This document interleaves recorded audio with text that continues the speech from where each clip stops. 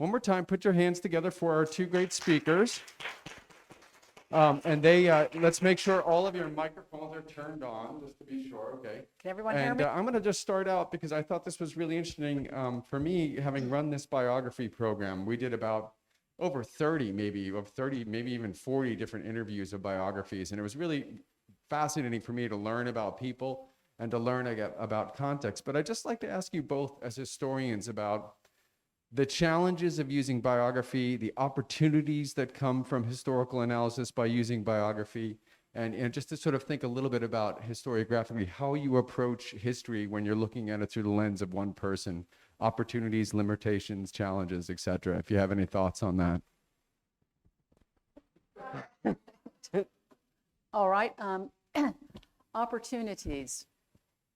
For lecturing, biographies are extremely useful because you can concentrate the bigger issues, like I was able to talk about today, the bigger issues that Russia's going through.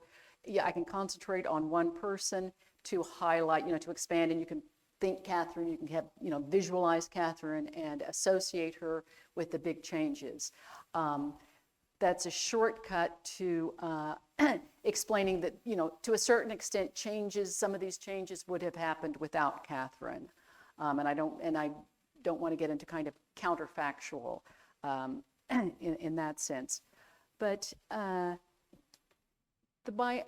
working on a project now about archaeologists, and this is something that it's very minor, but I'm absolutely fascinated with in getting to the structure of the biography, the small biographies of all of the men and few women involved, so that I can get just this for myself, a really clear picture of social change in Russia by seeing, and these are not people that you would be interested in particularly, but seeing where they came from, where their educations were, making kind of these building small social networks, how somebody gets discovered and picked up out of the provinces.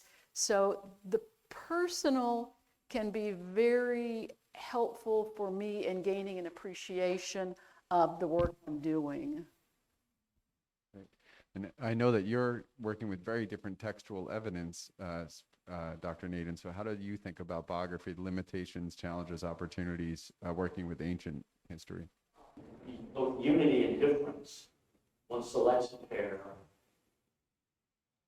which makes sense as a pair, but also doesn't.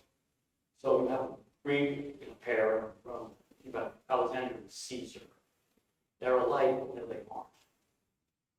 They very decidedly aren't.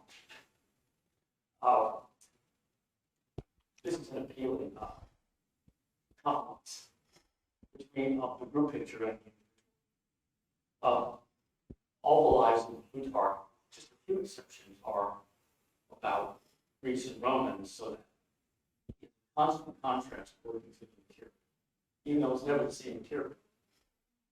The individuality of both the Greek and Roman is recognized. Another thing that Plutarch did was establish certain conventions that were followed for a very long time, and largely still are. You must begin with the ancestry. Although if there's no significant ancestry, you must begin with that. You must go on to childhood. But if it's oddly normal and banal, you must notice that. Then again, there's the education. Maybe you're here, maybe he was better off. So every element in the formula can be manipulated versus. But there's a formula. Then you have the great deeds. Well, with Plutarch, you always have sidelong social life and anecdotes. You must have more anecdotes than deeds. Deeds are dull. Then again, anecdotes without deeds have written. So you go back and forth between the deed and the anecdote. This is the main formula of a successful biography in the United States today. Wow. As far as we know, Plutarch.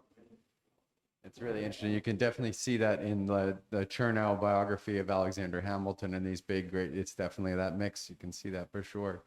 Very interesting. Thank you for these insights on biography. Now, I'm sure we have some details that people want to get into. Questions are up here. And Paul, let me know when we have questions starting to come in online as well. But we'll start here.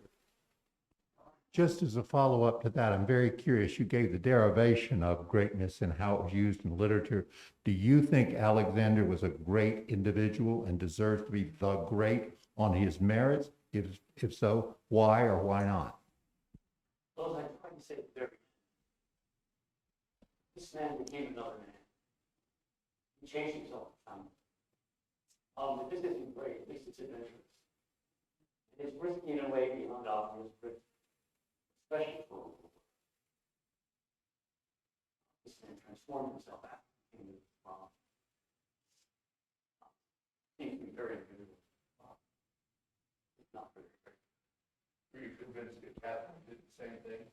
Yes, evidently, because I know explain it so much differently because I was listening to you.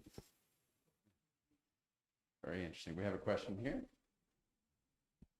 It's really a comment, and I think you're spot on with your expansion, I'll call it, of biography of groups of individuals, social networks, because if we look at the context of today, I think that the social networks are moving change and thinking, et cetera, et cetera. So I think I'm excited about that path you're going to take. It's interesting, fun. Because it made me think of that Margaret Mead comment, about a small group.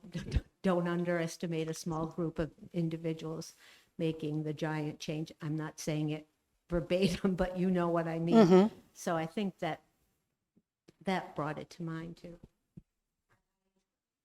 No, I just said it's interesting for me doing the research. Question here? Okay. Yeah.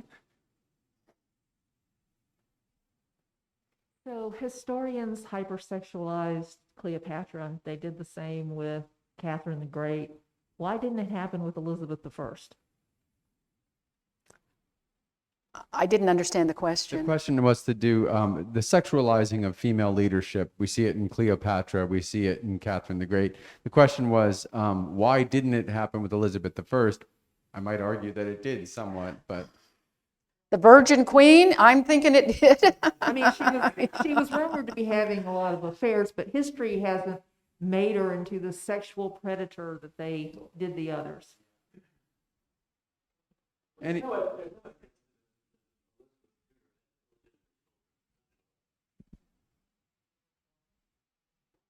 be.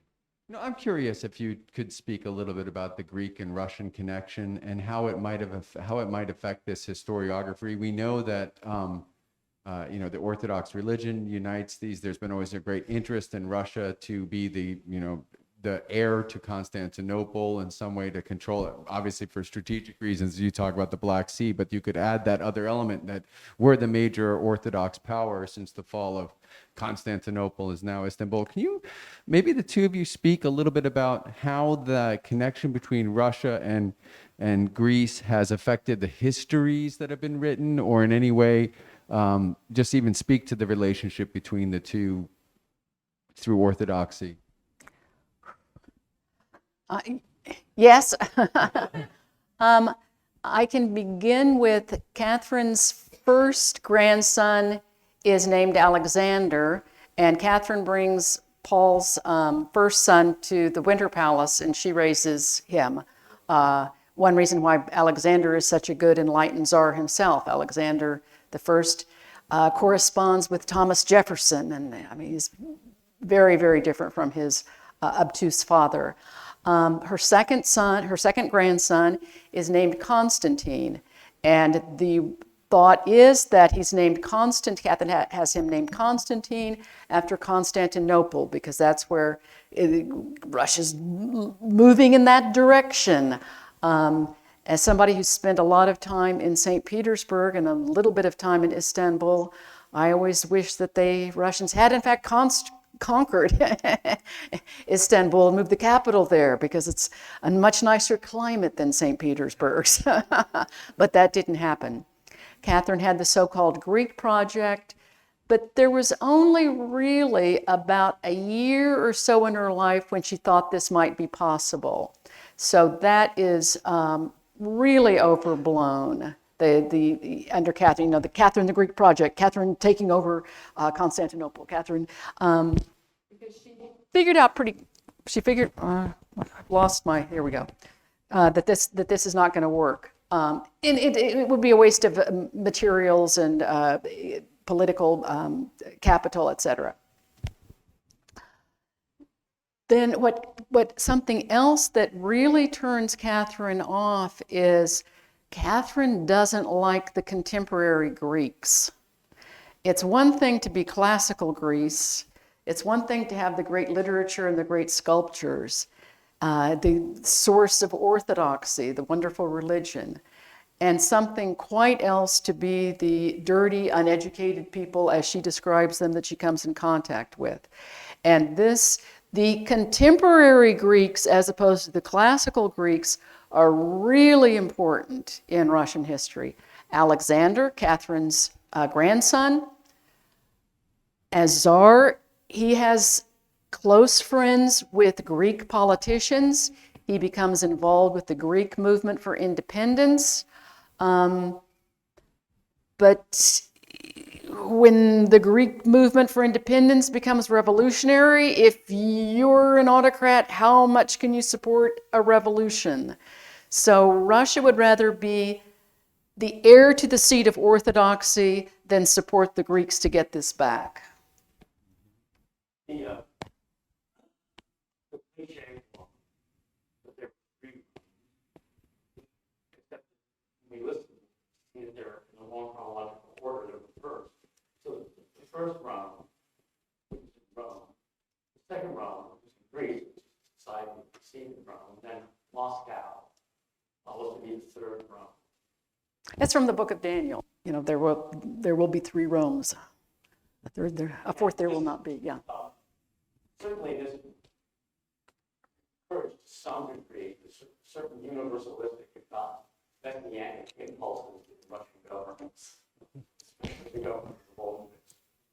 On the other hand, remember that the United States was founded on we call it a healthy, exaggerated dose of criticism and study of the Greek and Roman republics, which was to be added to a certain Protestant moralistic and theological foundation. The United States also has a certain universalistic element. In other words, an element not native to the place.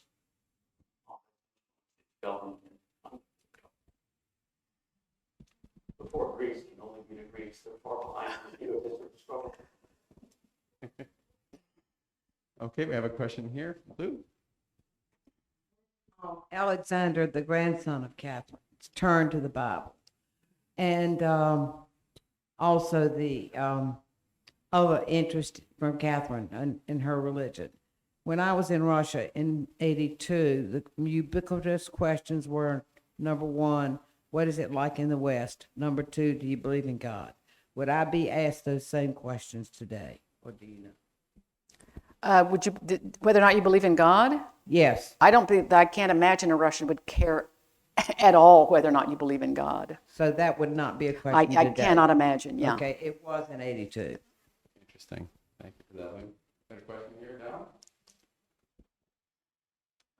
Speaking of more contemporary ideas, and this would be more of an opinion question, other than John Paul II, there hasn't been much discussion of someone being the great. And I was interested in your opinion, if you look back at the 20th century, would there be anybody deserving of the term the great? Are we speaking now from an American perspective or any perspective, whatever? Your perspective. Or if I were Vietnamese, I might say, Ho Chi Minh. No. Well, you're right. It would depend on the accent. But I guess we're speaking from More as historians looking at the entire world history in the 20th century. I'm trying to, obviously, if you talk about, the revolutions from the 20th century were communist revolutions, which were revolutions. force of a personality, affecting political change. Lenin and Mao would be in those categories. Lenin dies pretty early. I don't want to put, not for the obvious reasons, I don't want to put Stalin and Hitler in those categories, because those were major personalities, but they did not have larger political visions that they were trying to enact in the same way that Mao and Lenin did, or that Catherine the Great did, or that Alexander the Great did. I think we had, by the ancient standards, Yeah. You know, isn't there something interesting about the notion of these greats? And I was going to say this in my introduction, but, you know, it's certainly a matter of perspective. If you're on the other side of Alexander's armies, he's not so great to you. If you're, you know, if you're in any way on the wrong side of Catherine the Great, not so great to you. So just that perspective of greatness is something I think many historians would be reticent to apply themselves. You kind of have to, after the fact, kind of say, well, they've been called the great, so we're going to analyze that. And in both your cases, you could point out the you know, the good and the bad and whatnot, where these different perspectives could go. So I think that, although I hate to say it's all relative, you know, it seems like such a cop-out, there is this element that greatness is a gloss over reality, and that reality is not so great for some people and great for that person. It's my... It's also true that in certain republics, the place of a founder is taken by a group who are venerated collectively. The Romans did this, and of course, George Washington can't be the great. There are too many other fellows. Questions from our audience for our panelists? Yes, Sam. Still puzzled with your comment about the British in India and how in the world Alexander or Catherine and the other czars were able to keep their empire together, or was it a Potemkin village to a large extent that they really did have control over their vast territory? It was not a Potemkin village.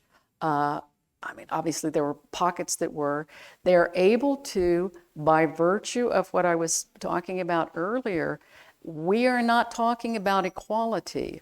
We are talking about a multi-confessional, multi-ethnic empire, and people have different obligations, different rights, different privileges based on aspects of, you know, the kaleidoscopic aspects of their being. So that's how the empire stays together. What happened in Alexander's case is that his dynasty did not survive.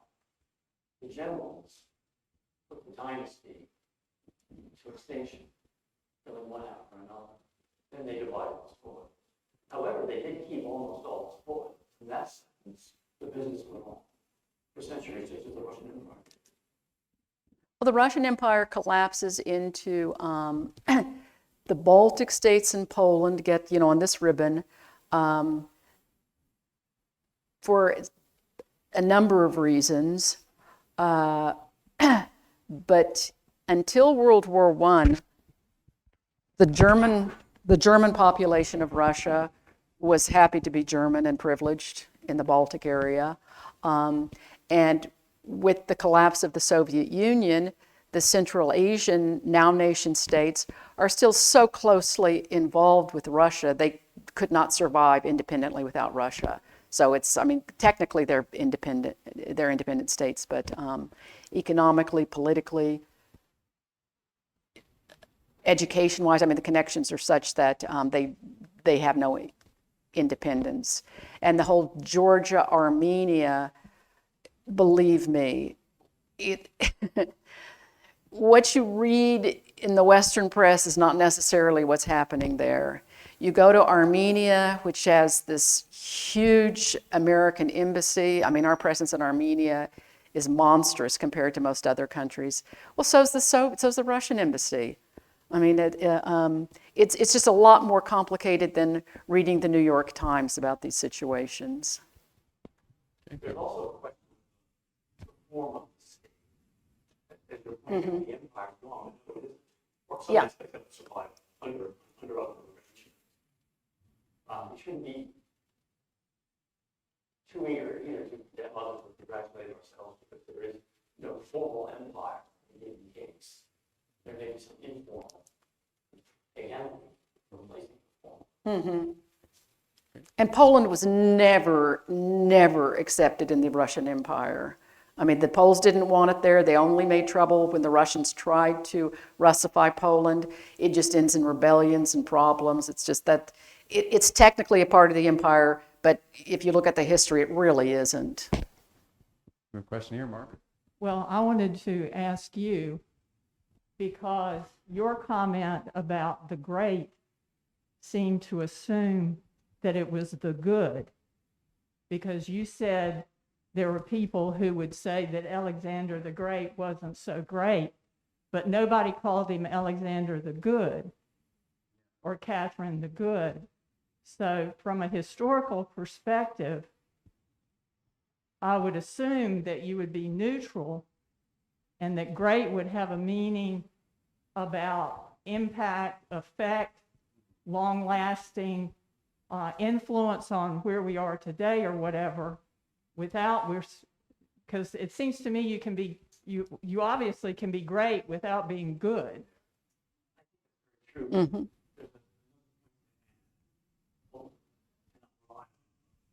Your health. There are something like a dozen European rulers who are commonly called the Great, which are all together. One in England, one in Germany. There's almost half a dozen or a dozen. But how many European rulers have ever been called good? Seems that you think one French case. Internationally? I'm trying to think, and I can't come up with any. Yeah, no,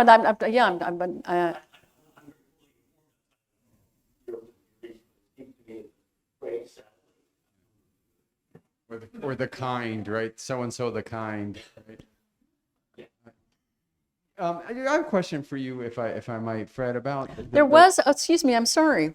I've forgotten. How could I have forgotten this? Czar Alexei the Mild, Peter the Great's father. the mild. Yes, I like that. There you go. the most holy one, yes. So as close as you can come to good. Yeah. Yeah. Yeah. Yeah. Yeah. Philip le Bel. Yeah, exactly. I have a question about what follows Alexander. And what seems interesting to me is that the Ptolemaic and Seleucid empires, if you will, seem to have, they much longer durée, they last longer. What was it, could Alexander have enacted the same type of administrative reforms that the Ptolemies and the Seleucids were able to do to maintain those empires? Or were there something different about those people to establish, because, Alexander is so ephemeral, and we get the sense that it could never have lasted. But could Alexander have employed the same administrative techniques that was able to make Ptolemy successful and Seleucus successful if he had lived? A little bit of a counterfactual question, but just it's interesting. He was attempting to use established local techniques, which the Persians used to some extent. And all the Seleucids and Ptolemies do is imitate Okay. in their respective spheres. If you ask who could do all of these jobs at once, wear all those hats like at once, you come to the customary problem of establishing any dynasty. If the first king is the great and the second is a non-entity, the dynasty's chances of survival diminish. Very interesting. So in a way, the Ptolemaic and the Seleucids can maintain their control because they are the first of their things after Alexander. It's not actually trying to continue with that. And it's simpler. Yeah. It's simpler to be Pharaoh of Egypt than it is Pharaoh of Egypt, king of Babylon. Yeah. Throw in Persia, you're going to call yourself down in India. This is the problem with the Greek tyrants.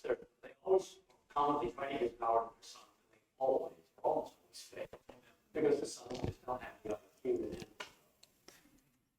Okay, thank you for that. Further questions? Paul, do we have questions online? Further questions for our panel? Well, let's put our hands together for Dr. Schroeder. I want to thank you. I thank you folks on the online audience for some of the difficulties we had with sound, and we're working hard to never have to do these things all the time. We welcome you to check out our website, humanities.unc.edu. Thank you for coming. Thank you for considering giving to Carolina Public Humanities, and we will see everyone next time. Thank you.